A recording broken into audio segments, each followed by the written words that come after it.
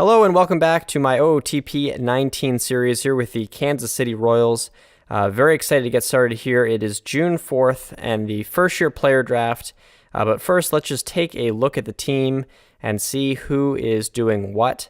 As you can see so far, it's actually been Cam Gallagher, our part-time catcher, who is our most valuable player so far this season, at least on the hitting side. He is hitting .340. And I will tell you that there is absolutely no way he is keeping this up, but it is kind of hilarious. If we take a look at the expanded batting stats here, you can see his BABIP is .364, so off the charts compared to his previous numbers. I don't think this is going to keep up. But anyway, if we take a look at the rest of our team, you can see that Adam Lind also doing pretty well, hitting .280, he's got some power. But a lot of disappointment here. You can see Nicky Lopez, who I had called up at the end of the year, really hoped that he would be someone that could, not be a power bat. I mean, you can see his home run power, never going to be there. But someone who would get on base, play good shortstop, and he's on pace for a -2 WAR season. His OPS plus is 39. That is about as low as you can possibly get, but his rating's still there. I really hope he does turn it around. Really similar stories with Nunez, Lugo, and Flores. So that is a large part of our infield that has just been quite awful. I just called up Hanser Alberto.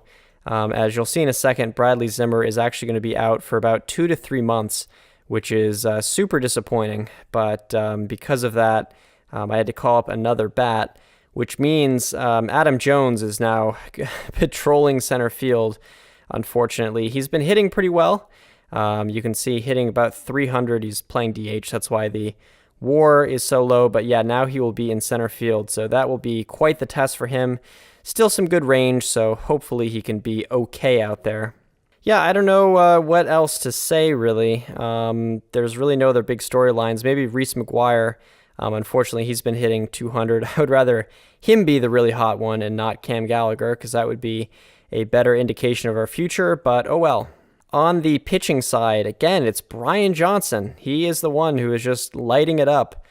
He's having an even better season than he was last year, although the BABIP is quite a bit lower, so I'm not sure if he'll keep this up. But, strikeouts per 9 is up, home runs per 9 is down, his whip is a lot lower, so I don't know, man. We'll have to see about Brian Johnson, but I would love it if he could continue this. Unfortunately, though, Blake Snell and Daozi Chua, who were two that, I was really hoping would be pretty good for us. Snell especially, because he's got that really long-term contract, really affordable contract. But again, he just has not been able to figure it out in Kansas City. So that is certainly disappointing. In the bullpen, Betances has been bad. Pointer has been not good. We do have Richard Lovelady, who looks really solid, and he's had a pretty good year so far. So at least that is something positive to take out from it. But yeah, our bullpen's just been really bad. So everything has been bad. And so really not surprised to see that our record is 20-34. If we take a look at the standings, we are 14 games out of the division. And in the wild card, we are in dead last. So really disappointing. At least we would get a high draft pick, if we really do continue to tank.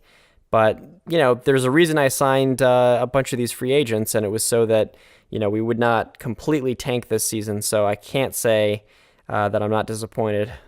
But anyway, we have the 3rd overall pick here in the first year player draft. So that is very exciting, and I am ready to see who will be on the board. Let's just go to our next pick, and then we'll take a look at the draft log just to see who went first and second. You can see it was Shea Langoliers. He looks pretty good, but for number 1 overall pick, maybe a little bit underwhelming. Brandon Walker went second. Wow, he is good. At least if those head scout ratings are correct. My goodness. All right, so like I had said a little bit before in last year's draft, the stars seem to be a little off compared to the ratings. So I've been doing some digging into the ratings here, and this Nick Madrigal has really stood out to me. Not really going to be a power hitter, but God, he's already 1.5 stars overall. Look at that speed and defense along with the offensive numbers. If you take a look at the OSA ratings, they're not as impressive, but they're still pretty good. I really like his personality. It says, always working on the fundamentals and taking charge on the field. There's just a lot that I really like about him. Plus, he's 22 and he's a hitter. So in general, college players are more of a sure thing and hitters are more of a sure thing.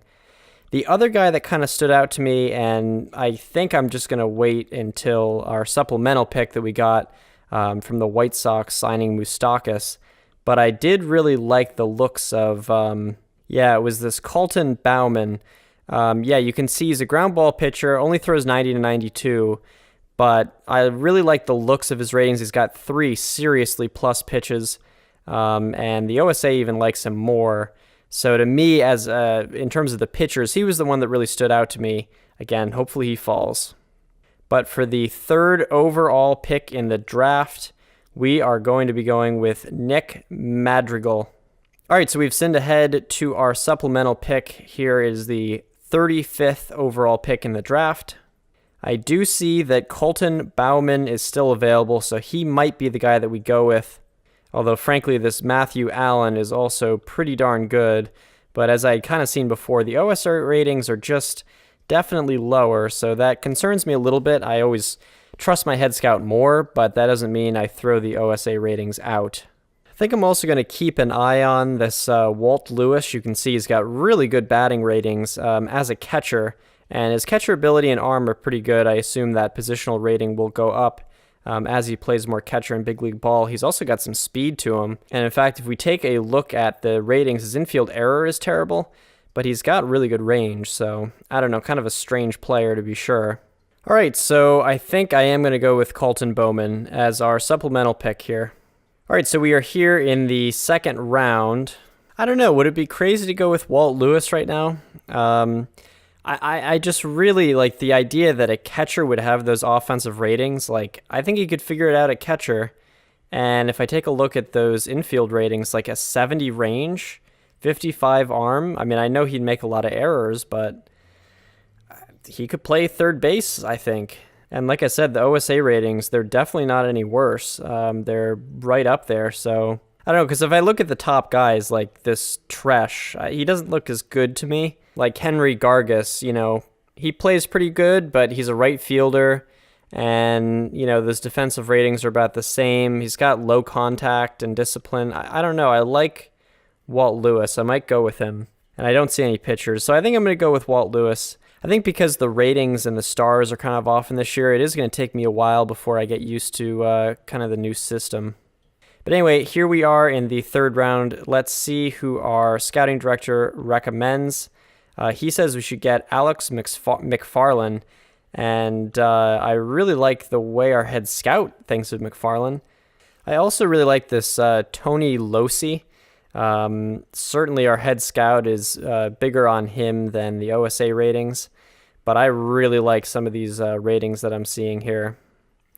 He is a high school pitcher, which is a little unfortunate, but I don't know. McFarland, very good, but I think I might want to take a chance on this pitcher, Tony Losi. Yeah, I think I'm going to do that, and then if McFarland's still available, I'll probably go with him for the next pick. All right, so unfortunately McFarland was picked up in the next round, but I do like the looks of this Brandon McWayne. You can see 60 contact potential. He's got some home run power potential. Really good speed, really good defense, and OSA actually likes him more than our head scout does, and he's got a good personality to boot and a pretty high bonus demand, which kind of tells me that he might be legit. We definitely still have some money left, so I think this might be someone that we would go with. So yeah, I think we're going to go with him in the 4th round. For our 5th round pick, our scout recommends going with someone who is an impossible signing. So we're not going to do that because I really don't think we could get him. Our money is pretty limited, to be honest. I think somewhere in the later rounds, I'm going to pick up this Tommy Adams. I just love the contact, gap power, and avoid K rating. Now, unfortunately, he can't play defense at all, but I don't know. I like these ratings too much to at least not grab them in like the 8th round or something. So for our 5th round pick, I think I'm going to be a little bit safe. I really don't see anyone pitching wise who would be good for us. So I think I'm just going to go with Steven Reed. He just kind of looks like a solid bat that can play the outfield. All right, so I'm kind of having trouble picking anyone else here. So I think we're just going to let our scouting director finish the rest of the draft. But first, I'm just going to draft Tommy Adams. Again, I don't really know that he'll develop into anything, but he's durable, and I just like a lot of these ratings, so I'm gonna try it out, and then we will let our scouting director do the rest. All right, so we have finished the draft, and it looks like we're going to be able to afford everyone, except our scout had actually drafted someone in the late rounds who looks pretty good, at least as a relief pitcher. As you can see, his stamina is pretty low. I didn't think we were going to be able to sign him. I had seen him in the earlier rounds and just saw that he was an impossible pick. But I saw that we could get him for, probably something around the lines of $3-ish million. And he looks like a pretty darn good relief pitcher. I think I would definitely pay that much to have him on our team. However, our funds are extremely thin after offering these contracts. So I'm trying to get some of this money off the books here. So I'm actually going to do a trade to the Red Sox, which I think probably makes sense for them, which would send Wilmer Flores over, who's, a pretty good player, but he's not that great. Even last year when he hit 23 home runs, his defense just never made him, that good of a player. And this year he's hitting worse. But I think certainly, he's a great, option just in terms of a utility player. But he'll be a free agent after this year. I don't know that we would really keep him. Roman Quinn is nobody, but since Bradley Zimmer is injured, we could probably use a good defensive center fielder, at least just on our roster. And then the Red Sox would also send $2 million in cash. So in total, our money would improve by $4.1 million, which means we could sign that relief pitcher and maybe also sign more people in the international free agents as well. So we're going to do this trade, and we will add Roman Quinn to the Major League roster, at least for now. As you can see, he does make the team as a center fielder, so we'll have to see how that goes.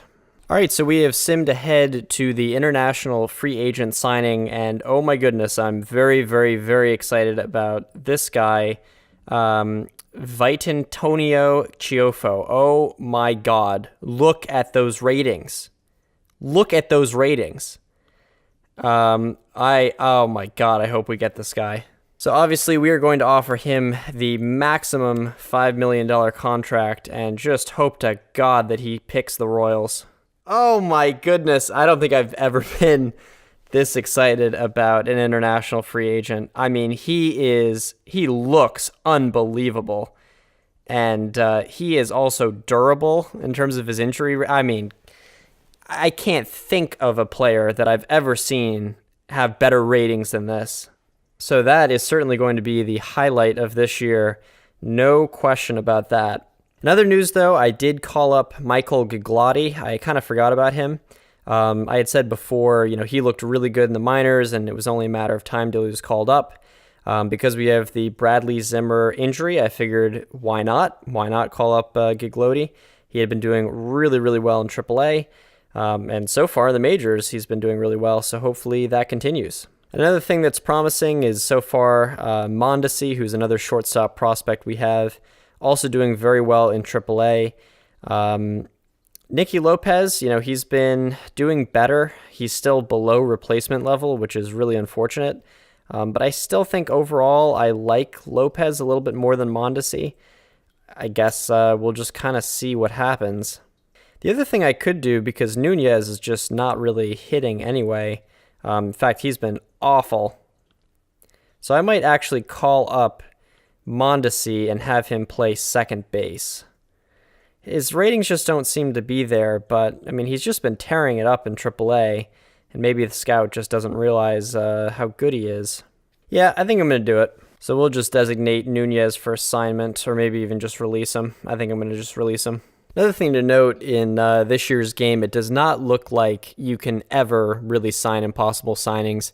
In previous years of the game, you could still get away with it, just offer them a lot of money. But I offered Stephen Reed and Jacob Meter a lot of cash, and they just did not accept and broke off the negotiations. So I will keep that in mind for the future. All right, so we have simmed ahead to the 2019 All-Star Game. As you can see, it was Ian Happ, of all people, who was the All-Star Game most valuable player. And the National League beat the American League 6-1. If we take a look at the All-Star rosters and see who we had on the team, you can see Brian Johnson made it. Still having a pretty good year so far, that ERA getting a little bit higher, though. I don't think that we had anyone else. We did not. And that's kind of indicative of how things have been going. But we are getting near the trading deadline, so we're going to have to figure out who we want to ship. Really unfortunate that Blake Snell is not doing well. The whip is up, he's walking people. That's kind of the main two issues. And then Dause Chua has just been terrible. In ERA near 7. I mean, you just would not expect that from someone like him, quite frankly. And you can see why. I mean, he's just walking a ton of people, which doesn't make a lot of sense because his control is 60, and he's just not striking out anyone. So unfortunately, that's what kind of happens when you take someone who's never played in the majors before, and sometimes it doesn't work out. Cody Reed also not doing well, though at least his ERA is an 8.82 like last year. And in the bullpen, things have been okay. Bobby Pointer kind of looking like a bust, even though he's got a lot of strikeouts. Not a lot of walks either, so I don't really know what's going on there. But anyway, I don't really know who to trade necessarily. We might not trade anyone. I just don't think that we really have anyone of value. No one's going to want Alex Gordon. I don't know who I'd trade. So I think we're just going to stick with our team. So that's going to do it for this episode. Things are definitely getting a little bit confusing.